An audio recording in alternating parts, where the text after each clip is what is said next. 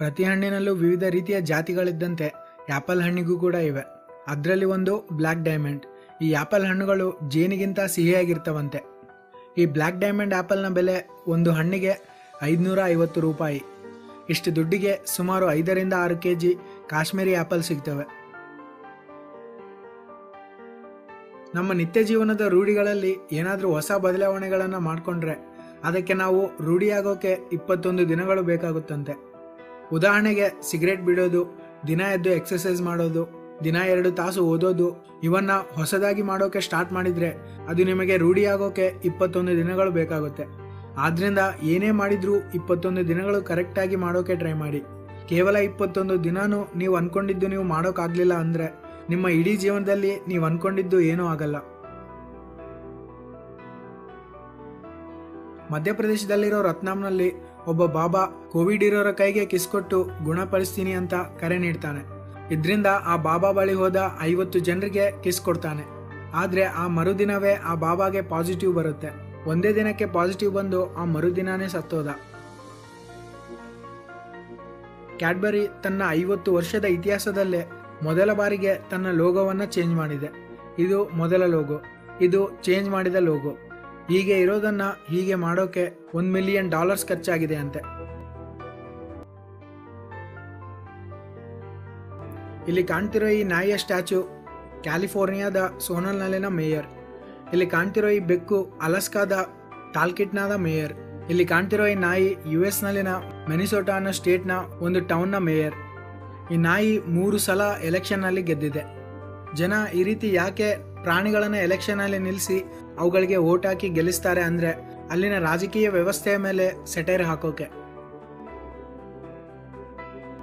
ಇಲ್ಲಿ ಕಾಣ್ತಿರೋ ಈ ಪ್ರಾಣಿ ಹೆಸರು ಆಮಡಿಲೋ. ಇದಕ್ಕೆ ಆಮೆಯ ಥರನೇ ತನ್ನ ಬೆನ್ನಿನ ಮೇಲೆ ಒಂದು ಆರ್ಮರ್ ಇರುತ್ತೆ. ಇದು ಎಷ್ಟು ಗಟ್ಟಿಯಾಗಿರುತ್ತೆ ಅಂದರೆ ಟೆಕ್ಸಾಸ್ನ ಒಬ್ಬ ವ್ಯಕ್ತಿ ಇದಕ್ಕೆ ಗನ್ನಿಂದ ಶೂಟ್ ಮಾಡ್ತಾನೆ.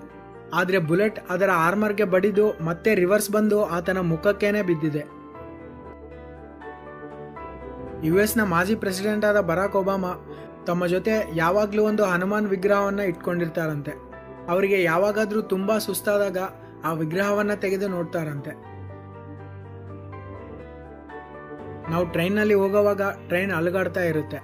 ಒಂದು ಚಿಕ್ಕ ಕಪ್ನ ತುಂಬ ಟೀ ಹಾಕಿ ಸೀಟ್ ಮೇಲೆ ಇಟ್ಟರೆ ಸ್ವಲ್ಪನಾದರೂ ಚೆಲ್ಲುತ್ತೆ. ಆದರೆ ಜಪಾನ್ನಲ್ಲಿರೋ ಬುಲೆಟ್ ಟ್ರೈನ್ಸ್ ಎಷ್ಟು ಸ್ಮೂತಾಗಿ ಹೋಗ್ತವೆ ಅಂದರೆ ನೀವು ಅದರಲ್ಲಿ $1 ಕಾಯಿನ್ನ ಬ್ಯಾಲೆನ್ಸ್ ಮಾಡ್ಬೋದು. ಇಲ್ಲಿ ಕಾಣ್ತಿರೋ ಈ ವ್ಯಕ್ತಿ ಹೆಸರು ಆಂಡ್ರಿ ಸ್ಟ್ಯಾಂಡರ್. ಈತ ಸೌತ್ ಆಫ್ರಿಕಾದ ಒಂದು ನಗರದಲ್ಲಿ ಪೊಲೀಸ್ ಆಫೀಸರ್ ಆಗಿ ಕೆಲಸ ಮಾಡ್ತಿದ್ದ. ಆದರೆ ಜೊತೆಗೆ ಈತ ಇನ್ನೊಂದು ಕೆಲಸನೂ ಮಾಡ್ತಿದ್ದ. ಈತ ತನ್ನ ಲಂಚ್ ಬ್ರೇಕ್ನಲ್ಲಿ ಬ್ಯಾಂಕ್ಗಳನ್ನು ರಾಬರಿ ಮಾಡಿ ಮತ್ತೆ ಪೊಲೀಸ್ ಸ್ಟೇಷನ್ಗೆ ಬಂದು ಡ್ಯೂಟಿಗೆ ಜಾಯ್ನ್ ಆಗಿ ಆ ರಾಬರಿಗಳನ್ನು ಇನ್ವೆಸ್ಟಿಗೇಟ್ ಮಾಡೋಕೆ ಹೋಗ್ತಿದ್ದ. ಕಿಮ್ ಜಾಂಗ್ ಉನ್ ಬೇರೆ ದೇಶಗಳಿಗೆ ಪ್ರಯಾಣ ಮಾಡಿದರೆ ತನ್ನ ಜೊತೆ ತನ್ನ ಟಾಯ್ಲೆಟ್ ಕಮೋಡ್ನ ಕೂಡ ಒಯ್ತಾರಂತೆ.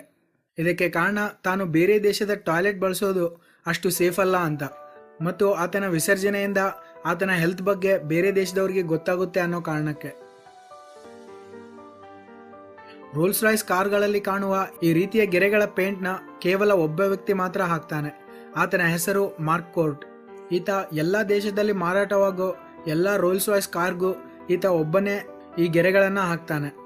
ಆ ಪೇಂಟ್ ಒಂದು ಸಲ ಹಾಕಿದ್ರೆ ಮತ್ತೆ ಅಳಿಸಲು ಆಗಲ್ವಂತೆ.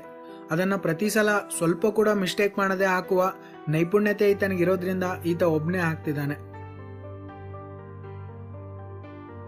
ಈ ಫೋಟೋದಲ್ಲಿ ಕಾಣ್ತಿರೋ ಈ ವ್ಯಕ್ತಿ ಬಡವನಾಗಿರೋದ್ರಿಂದ ಆತನ ಆಫ್ರಿಕಾದ ಹೆಂಡತಿ ಅವರ 7 ಜನ ಮಕ್ಕಳನ್ನು ಸಹ ಆತನ ಜೊತೆನೇ ಬಿಟ್ಟು ಅಗಲಿ ಬಿಟ್ಲು.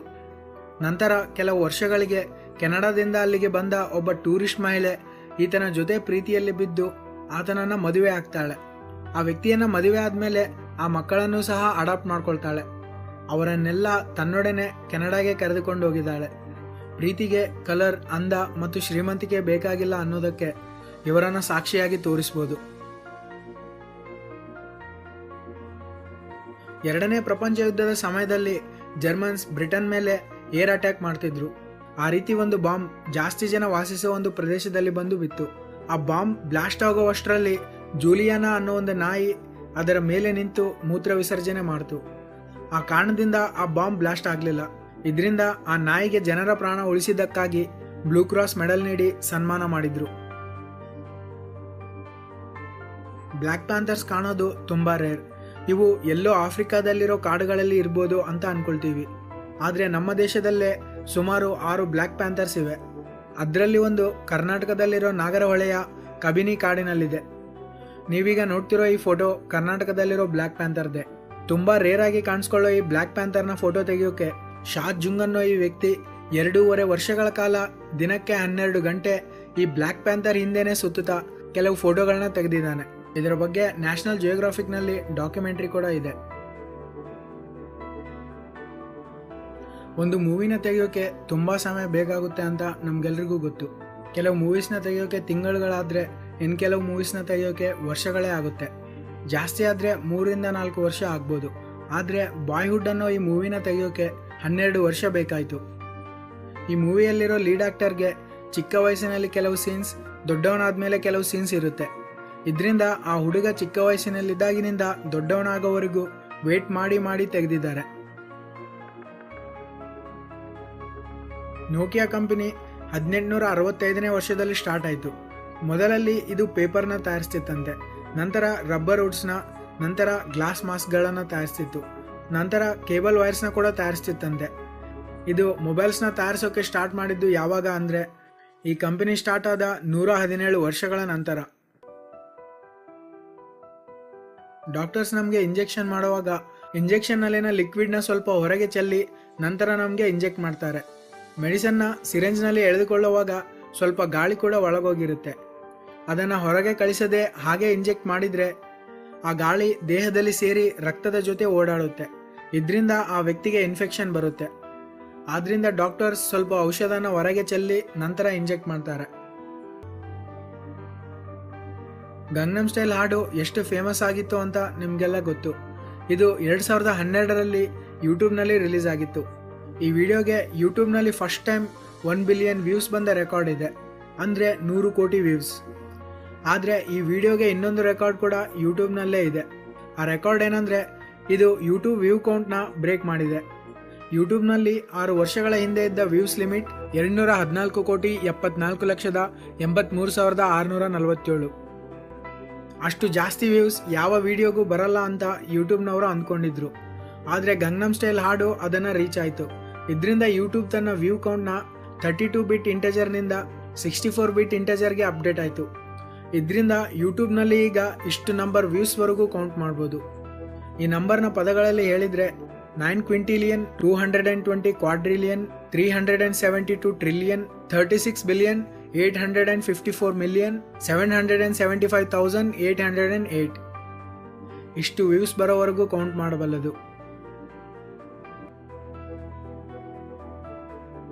ಇಲ್ಲಿ ಕಾಣ್ತಿರೋ ಈತನ ಹೆಸರು ಅರ್ಚೋಮ್ ಸಿದೋರ್ಕಿಮ್.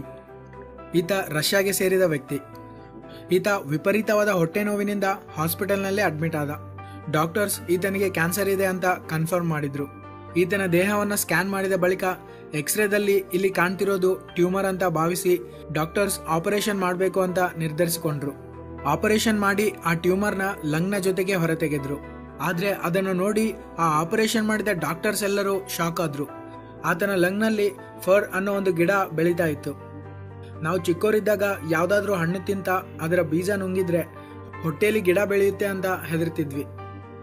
ಆದರೆ ದೊಡ್ಡವರಾಗ್ತಾ ಆಗ್ತಾ ಅದೆಲ್ಲ ಸುಳ್ಳು ಅನ್ಕೊಂಡ್ವಿ. ಆದರೆ ಈತನ ವಿಷಯದಲ್ಲಿ ಅದು ನಿಜ ಆಗ್ಬಿಟ್ಟಿದೆ. ಈತ ಕೂಡ ಆತನಿಗೆ ಹೊಟ್ಟೆ ನೋವು ಬರೋಕೆ ಕೆಲವು ದಿನಗಳ ಮುಂಚೆ ಫರ್ಟ್ರಿನ ಬೀಜ ನುಂಗಿದ್ನಂತೆ. ಹೊಟ್ಟೆಯಲ್ಲಿ ಗಿಡ ಬೆಳೆದಿದ್ದು ನಮಗೆ ಗೊತ್ತಿರೋ ಇತಿಹಾಸದಲ್ಲೇ ಇದೇ ಫಸ್ಟ್ ಟೈಮ್. ಆತನಿಗೆ ನಿಮ್ಮ ಹೊಟ್ಟೆಯಲ್ಲಿ ಗಿಡ ಬೆಳೆದಿದ್ದಕ್ಕೆ ನಿಮ್ಗೆ ಏನು ಅನಿಸ್ತಾ ಇದೆ ಅಂತ ಕೇಳಿದ್ರೆ ಆತ ಹೇಳ್ತಾನೆ, ನನಗೆ ಕ್ಯಾನ್ಸರ್ ಇಲ್ಲ, ಅದೇ ಖುಷಿ ಅಂತ. ಈ ವಿಡಿಯೋ ನಿಮಗೆ ಇಷ್ಟವಾಗಿದ್ರೆ ಲೈಕ್ ಮಾಡಿ.